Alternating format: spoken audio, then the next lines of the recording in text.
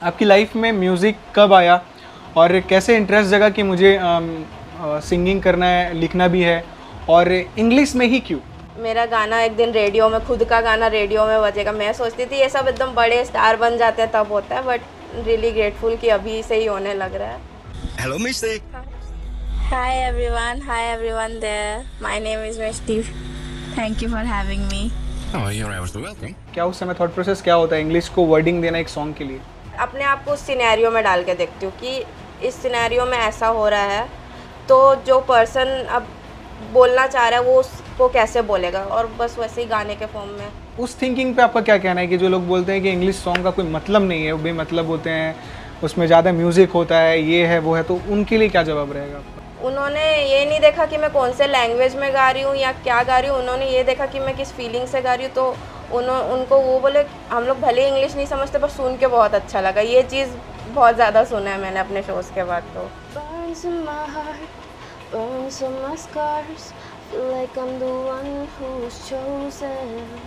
The pain I bear, the voices I hear, looking in the mirror I'm broken. वैसे तो दुर्ग और भिलाई का नाम कई संदर्भ में अंतर्राष्ट्रीय लेवल पर जा चुका है और लगातार जा भी रहा है। यहाँ के जो युवा हैं अलग अलग माध्यम से अलग अलग चीज़ों को लेकर वो अंतर्राष्ट्रीय मंचों पर जा रहे हैं और नाम रोशन कर रहे हैं दुर्ग और भिलाई का। ऐसी एक शख्सियत से आज हम आपको मिलाने वाले हैं जो दुर्ग का नाम काफ़ी रोशन कर रही हैं, और सिर्फ देश और सिर्फ राज्य का ही नहीं, देश के साथ साथ इंटरनेशनल लेवल पर लेके जा रहे हैं। और अपने संगीत के माध्यम से वो, अपने गीतों के माध्यम से, अपने लिरिक्स के माध्यम से वो छत्तीसगढ़ को ग्लोबली लेकर जा रही हैं। और उनका जो गाना है जो उन्होंने लिखा है, खुद भी कंपोज करती हैं, खुद भी लिखती भी हैं, सिंगिंग भी करती हैं, सारी चीज़ों को करने के बाद मेहनत भी करती हैं। और इसके पीछे एक और चीज़ है, ये भी है कि वो अभी मेडिकल स्टूडेंट भी हैं। तो बताइए मेडिकल स्टूडेंट के पास कितना समय होता है, वो सब सारी चीज़ों समय निकाल कर रात भर जग कर लिरिक्स लिखना, लिरिक्स लिखने के बाद मेहनत करना और अंतर्राष्ट्रीय लेवल पर नाम ले जाना। तो मेरे साथ स्वागत करिए नमोनिता रॉय का उर्फ मिस्टी, जो दुर्ग से समझ लीजिए लगभग अगर मैं ये कहूँ कि दुर्ग भिलाई से एक लौती इंग्लिश में पॉप सिंगर, जिनके जो गाने हैं रील्स में भी बहुत ज़्यादा चल रहे हैं, और एक सॉन्ग जो है वो काफ़ी वायरल है जिसमें रील्स बहुत ज़्यादा बन रहे हैं। तो इनकी जर्नी जानेंगे, तमाम बातें करेंगे, कैसे इंटरेस्ट आया, और क्योंकि आजकल तो लोग सब हिंदी में संगीत सीखने की कोशिश करते हैं और गाते हैं, लिखते हैं, पर इंग्लिश को क्यों चुना और इंग्लिश में ही क्यों गाने का सोचा, ये सब सारी चीज़ों पे बातचीत करेंगे। आपका बहुत बहुत स्वागत। Thank you so much. हाल ही में आपका एक इंटरव्यू हुआ जो इंटरनेशनल लेवल पे हुआ, उस इंटरव्यू के बारे में भी हम बातचीत करेंगे। पर सबसे पहले आपकी लाइफ में म्यूज़िक कब आया और कैसे इंटरेस्ट जगा कि मुझे सिंगिंग करना है, लिखना भी है, और इंग्लिश में ही क्यों? इंग्लिश तो वैसे बहुत बचपन से ही मेरा फेवरेट सब्जेक्ट रहा है, क्योंकि मेरी मम्मी इंग्लिश प्रोफेसर है, तो इंग्लिश हमेशा मेरा स्ट्रॉन्ग सूट था। और मैं मतलब बचपन से ही मुझे इंग्लिश के गाने ज़्यादा सुनाए गए हैं। बारबी डॉल्स के गाने मम्मी सीडीज़ ला ला के देती थी। इंग्लिश गाने का अलग सीडी का कलेक्शन था मेरा, अभी भी है। तो उसी में मेरी इंटरेस्ट उसी से बढ़ी है। और मुझे लगता है इंग्लिश में मैं राइटिंग इसलिए करती हूँ क्योंकि मैं एक्सप्रेस अपने आप को ज़्यादा अच्छे से कर पाती हूँ इंग्लिश में। मुझे ऐसा लगता है कि इंग्लिश में मतलब मैं खुल के अपने जो थॉट्स हैं, जो भी मतलब कोई सिनेरियो के बारे में जितने भी गाने लिखती हूँ उसको मैं अच्छे से एक्सप्लेन कर पाती हूँ। तो that's the choice for English may be. अच्छा, अब तक आपने कितने मतलब सॉन्ग कंपोज किया है और सिंगिंग किया है या फिर बनाया है? अभी तक मैंने 5 सॉन्ग्स कंपोज किए हैं और वो रिटन बाय मी। क्या थॉट प्रोसेस होता है अगर कोई आप लेके, क्योंकि कोई भी क्योंकि हिंदी में सोचना और फिर उसे लिखना वो एक अलग चीज़ हो जाता है, फिर इंग्लिश में किसी चीज़ को थॉट प्रोसेस में सोचना और फिर उसका लिरिक्स तैयार करना, वो कैसे हो पाता है? मतलब क्या उस समय थॉट प्रोसेस क्या होता है इंग्लिश को वर्डिंग देना एक सॉन्ग के लिए? टू बी ऑनेस्ट मेरे लिए कोई ऐसे अलग प्रोसेस नहीं होता है, क्योंकि एज आई सेड इंग्लिश मतलब is comfortable, I am comfortable in English. So जैसे मेरे कोई भी जो भी सिनेरियोज बेस्ड जो भी गाने होते हैं, जैसे बाय माई साइड को एग्जांपल ले लेते हैं, जैसे वो रेड स्ट्रिंग ऑफ फेट करके एक मिथ है उसके ऊपर था। तो मैंने बस अपने आप को ऐसे मैं आपसे अपने आप को उस सिनेरियो में डाल के देखती हूँ कि इस सिनेरियो में ऐसा हो रहा है, तो जो पर्सन अब बोलना चाह रहा है वो को कैसे बोलेगा, और बस वैसे ही गाने के फॉर्म में आ जाता है। सबसे ज़्यादा कौन सा सॉन्ग मज़ा आया आपको कि और वो लगा भी आपको कि हाँ यार मेरे से कोई अच्छी चीज़ बन गई है? बाय माई साइड और से माई नेम ही रहेगा। सबसे फेवरेट तो मेरा बाय माई साइड ही है। तो ये बाय माई साइड की क्या स्टोरी है, उस लिरिक्स पे क्या है, वो क्या दर्शा रहा है, किस तरह का सॉन्ग है? बाय माई साइड अब लोगों को अब मैंने जितने भी लोगों से सुना है उनको यूजुअली लगता है कि वो एक लव सॉन्ग है, बट वो it's not a typical love song, क्योंकि इट्स समथिंग डिफरेंट। क्योंकि इसमें ना लवर्स एक दूसरे को जानते नहीं हैं, उनको बस पता है कि मेरे इस दुनिया में कोई भी कोंटे में मेरा अदर हाफ है, and they can feel it. उस पूरे फीलिंग के ऊपर बेस्ड है ये song. And they are attach to a red string, invisible red string, जिसको जितना भी पुल करो, जितना भी डिस्टेंस में वो, बट वो इट नेवर ब्रेक्स।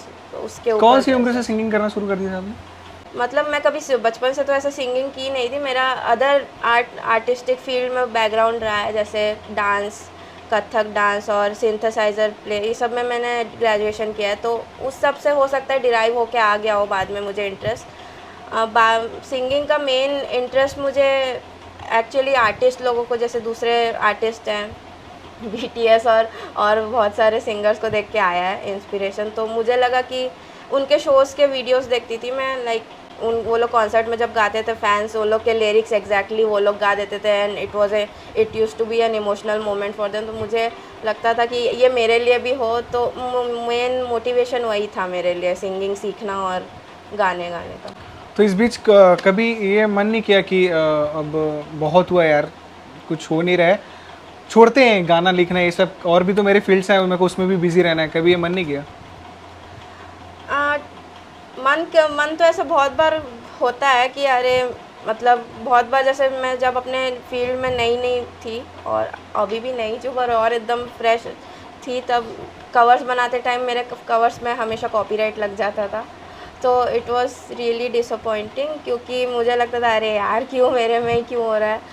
बट वही एक क्योंकि सिंगिंग के कारण ही मुझे लगता है कि मुझे मेरी आइडेंटिटी मिली है, तो मैं फिर इसलिए गिव अप नहीं करती इसमें, क्योंकि यही चीज़ इतना आगे लाई है तो और भी दूर लेकर जाएगी। तुर्क भिलाई में आपको कई बार मौका मिला होगा परफॉर्मेंस देने का, तो पब्लिक का फीडबैक कैसे? क्योंकि ज़्यादातर तो लोग हिंदी, आजकल के जो गाने आप समझ ही रहे हो, सुन रहे हो, वो लोग जल्दी रिलेवेंट कर पाते हैं या इन्जॉय कर पाते हैं।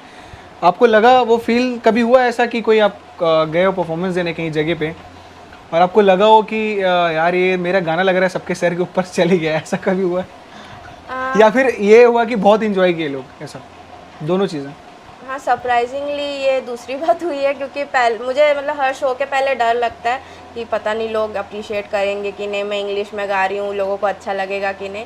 बट हमेशा ऑपोजिट रिएक्शन रहता है, बहुत लोग इंजॉय करते हैं। इवन मेरे को जहाँ पे ऐसी सेटिंग्स भी रहती हैं जहाँ पे बहुत मतलब यंगर जनरेशन नहीं होती है, मतलब हमेशा मैच्योर जनरेशन के लोग ज़्यादा होते हैं। जैसे ये हम लोग के ट्रेजर आइलैंड में एक प्रोग्राम हुआ था मेरा, वहाँ पे वुमेंस डे का प्रोग्राम था, तो उसमें मुझे परफॉर्म करने बोले थे। तो उसमें मेनली सब वुमेन थी जो मैच्योर एज की हैं, तो मुझे तब डर लग रहा था कि एक तो इतने लोगों के सामने करना, ऊपर से मॉल में करना, और जो सुन रहे हैं वो लोग बहुत बड़े हैं, उनको अच्छा लगेगा कि नहीं मेरा गाना। बट उन्होंने ये नहीं देखा कि मैं कौन से लैंग्वेज में गा रही हूँ या क्या गा रही हूँ, उन्होंने ये देखा कि मैं किस फीलिंग से गा रही हूँ। तो उनको वो बोले हम लोग भले इंग्लिश नहीं समझते पर सुन के बहुत अच्छा लगा। ये चीज़ बहुत ज़्यादा सुना है मैंने अपने शोज़ के बाद। तो अच्छा, अभी आगे क्या तैयारी है? इसे प्रश्न से पहले मैं ये पूछना चाहूँगा कि इंटरनेशनल लेवल पे आपने अभी तक क्या क्या अचीव कर लिया? क्योंकि मैं ऑफ कैमरा बातचीत हुई तो मैं सुना कि इंटरनेशनल लेवल पे आपसे इंटरव्यू लिया गया है, नीदरलैंड से आपका हुआ है, तो क्या क्या अचीवमेंट हो पाया इंटरनेशनल लेवल पे अभी तक? मुझे नीदरलैंड्स के डच रेडियो में इनवाइट करने का, और मतलब मेरे गाने वहाँ पे अभी बोल सकते हैं कि हर हफ्ते बजते हैं।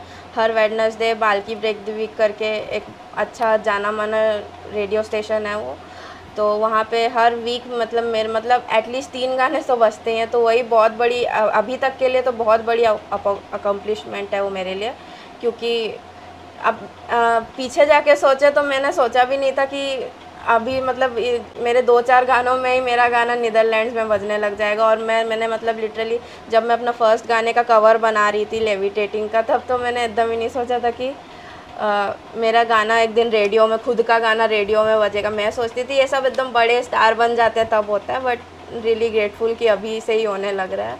तो अभी के लिए तो यही बहुत बड़ी अकम्पलिशमेंट है मेरे लिए। अच्छा, अब आगे की क्या तैयारी है, क्या मोटिव है, क्या करना है इस चीज़ को लेकर, कहाँ तक जाना है, क्या है? या फिर दूसरा एक आपका फील्ड है मेडिकल, जी, या कुछ दिन बाद उसमें चले जाइएगा अभी छोड़ के, क्या प्लानिंग है? अभी फ़िलहाल तो मैं वेट कर रही हूँ कि मेरा फिजियोथेरेपी का कोर्स ख़त्म हो जाए, फिर मैं पूरी तरीके से डेडिकेशन से अपने सिंगिंग करियर में ही ध्यान दूँगी।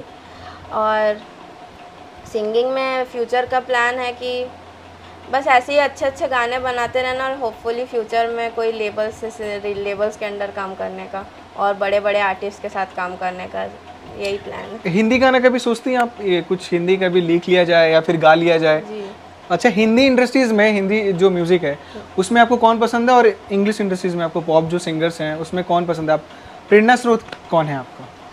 मुझे अरिजीत सिंह और श्रेया घोषाल इंडियन इंडस्ट्री के सिंगर्स में बहुत अच्छे लगते हैं, क्योंकि Shreya Ghoshal is like really versatile. वो अभी मतलब पहले वो अपने टाइम के, मतलब जब मैं छोटी थी वो तब भी उस टाइम के गाने में भी अच्छा, मतलब तब भी फ्रेश वॉइस उनकी तब भी लगती थी। अभी जैसे इस जनरेशन के हिसाब से भी जैसे बहुत मॉडर्न गाने निकले हैं उसमें भी वो गाती हैं, तो इट्स रियली अमेजिंग कि वो मतलब वर्सिटाइल है बहुत, और वो बहुत इंस्पायर करती है मुझे। और अरिजीत सिंह भी, जैसे अभी एड शेरिन के साथ उनका नया गाना निकला है, तो रियली देयर वॉइस और सब बहुत वर्सिटाइल है कि हर टाइप के म्यूज़िक, हर टाइप के जॉनर ऑफ म्यूज़िक में उनकी वॉइस सूट करती हैं। So they are both inspiring and they are so humble in nature वो। और इंटरनेशनल आर्टिस्ट में तो मेनली मेरे इंस्पिरेशन BTS ही है, क्यों अब लोग उनको सोचते हैं कि क्या बोलते हैं, उनके लुक्स के कारण लोग पीछे पड़ते हैं, बट इट्स डीपर मीनिंग, क्योंकि उन्होंने मुझे इंस्पायर किया है सिंगिंग करने के लिए, क्योंकि वो भी बहुत अपने हार्डशिप से जाके अभी इतने बड़े ग्लोबल आइकॉन्स बन चुके हैं, तो इसलिए दैट्स इंस्पायरिंग। और फीमेल में अरियाना ग्रांडे और सेलिना गोमेज। अच्छा, जो आपकी उम्र की जो यूथ हैं, खासकर लड़कियां, क्योंकि आजकल बहुत सारे जो उनके पेरेंट्स हैं वो नहीं चाहते हैं कि लड़कियां गाना गाए, बाहर निकले। आज भी वो माइंडसेट है बहुत सारे पेरेंट्स का, और अगर किसी पेरेंट्स को ये पता चले कि इंग्लिश में मेरी लड़की गाना गा रही है तो थोड़ा शायद वो इस बात को हजम ना कर सके। हालांकि आप किस्मत वाले, आपके घर वाले आपको सपोर्ट कर रहे हैं, पर बहुत सारी लड़कियाँ संघर्ष कर रही हैं हिंदी में भी गाना गाने के लिए, उनके माँ बाप उनको इजाज़त नहीं देते। आप क्या मैसेज देना चाहेंगे पेरेंट्स के लिए भी, और अगर कोई लड़की ये मन बना रही है, उसके अंदर वो बीज उग रहा है कि मुझे इंग्लिश में सॉन्ग लिखना है या गाना है, परफॉर्मेंस देना, आगे बढ़ना है, और उनके माँ बाप उनको नहीं जाने दे रहे हैं, तो आपका क्या मैसेज रहेगा यूथ के लिए भी और पेरेंट्स के लिए भी? इसमें तो मेरा एक ही मैसेज रहेगा कि देखो, if it's your dream you should never give up on it. और पेरेंट्स के लिए है कि वो समझ जाते हैं कि वो आपको अपनी मेहनत करते रहनी चाहिए। वो एक टाइम के बाद कभी ना कभी, पेरेंट्स हैं, कभी ना कभी समझ ही जाएंगे। पर इफ़ यू, मतलब ऐसा भी नहीं कि उनको दुख नहीं पहुंचाना है, पर बैलेंस बना के रखना है, पर हो जाता है धीरे धीरे। If you work hard enough everything is possible. आज भी बहुत सारे लोगों का ना ये माइंडसेट है कि इंग्लिश जो सॉन्ग होते हैं वो बेमतलब के होते हैं, उनमें कोई सेंस नहीं होता, लोग कैसे एंजॉय कर लेते हैं। हालांकि अब थोड़ा ज़माना नया हो गया तो इंग्लिश गाने को स्पेस मिल रहा है हमारे बीच, तो उस थिंकिंग पे आपका क्या कहना है कि जो लोग बोलते हैं कि इंग्लिश सॉन्ग का कोई मतलब नहीं है, वो बेमतलब होते हैं, उसमें ज़्यादा म्यूज़िक होता है, ये है वो है, तो उनके लिए क्या जवाब रहेगा आपका? अब सबकी अलग अलग चॉइसेस रहती है, बट मेरे हिसाब से music has no boundary in language. हर लैंग्वेज का म्यूज़िक अपना एक अलग मैसेज गिव अवे करता है, अपना मतलब सबका एक अलग मीनिंग होता है, और उस मीनिंग के पीछे जो लोग जाएंगे उनको तो सभी टाइप के लैंग्वेज के म्यूज़िक पसंद आएंगे। और म्यूज़िक ज़्यादा होता है वाले में क्योंकि अभी मैं अपने बहुत सारे प्रोड्यूसर्स के साथ काम कर रही हूँ, तो मुझे अब दिखता है कि एक प्रोड्यूसर बहुत ज़्यादा मेहनत करता है एक म्यूज़िक, एक बीट, एक सिंथ, एक बहुत बनाने में, एक it's block bye block type of process, तो बहुत मेहनत जाती है। तो ऐसे मतलब स्टीरियोटाइप ना करके सब सुनना चाहिए, क्योंकि सब में, क्योंकि सिर्फ सिंगर की नहीं, बहुत लोगों की मेहनत रहती है एक म्यूज़िक में। तो वही। अमेरिका के किसी प्रोड्यूसर से आपकी बातचीत हुई है? अमेरिका में तो अभी तक पहुंच नहीं पाई हूँ, पर पहुंच जाऊंगी होपफुली। नीदरलैंड्स तक पहुंच चुकी हूँ, तो वहाँ पे भी वन डे आई में। अच्छा, अब तो हमारे दर्शकों को थोड़ा सा सुनाना भी पड़ेगा आपको सॉन्ग। कोई ऐसा सॉन्ग जो आप 4-5 लाइन अच्छे से गा दें, और उसका एक शर्त यही कि थोड़ा बाद में हिंदी में भी बताना पड़ेगा कि वो क्या था उसका मतलब, 1-2 लाइन उसका फिर हिंदी में भी। ठीक है, तो मैं अपना सॉन्ग फ्रोज़न गा देती हूँ। Burns in my heart, burns on my scars. Feel like I'm the one who's chosen.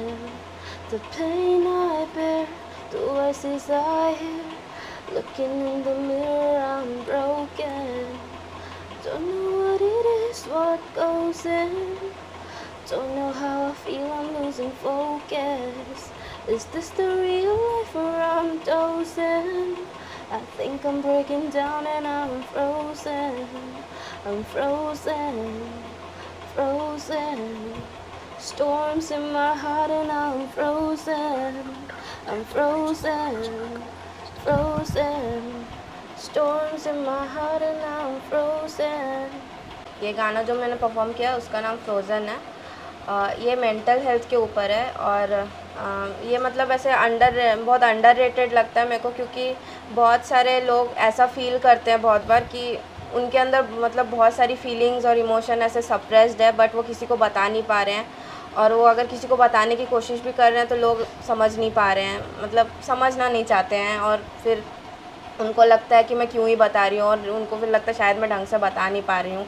तो ये उस फीलिंग के ऊपर है, क्योंकि वो जो अब जैसे अब हम लोग अपना इमोशन सप्रेस कर लेते हैं तो धीरे धीरे वो हमको एक ऐसे स्टेट में ला देता है कि हम लोग फील करना ही छोड़ देते हैं कि क्या फ़ायदा है, कोई किसी को बोलने से कोई कुछ समझेगा ही नहीं। सो फ्रोज़न उस चीज़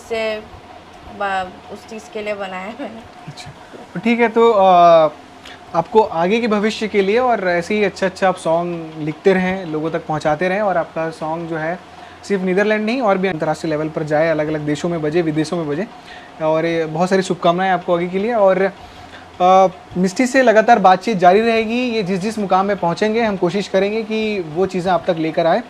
मिस्टी की मेहनत के लिए और उनके सॉन्ग लिखने के जज्बे को लेकर आप क्या कहना चाहेंगे, कमेंट बॉक्स पे ज़रूर रखिएगा। इससे पहले भी छत्तीसगढ़ और भिलाई से, दुर्ग से अच्छे लोग लिख रहे हैं, गा रहे हैं। सुप्रसिद्ध लोक गायिका कविता वासनिक जी की एक गीत थी जो BBC लंदन में बजी थी। अब जो समझ में आ रहा है वो है ये है कि मिस्टी का जो सॉन्ग है वो नीदरलैंड में बजा है रेडियो में। कोशिश यह है कि हम इस तरह से अच्छे लोगों से बातचीत करते रहेंगे और ये बातचीत जारी रहेगी और आप तक पहुंचाते रहेंगे। शुक्रिया।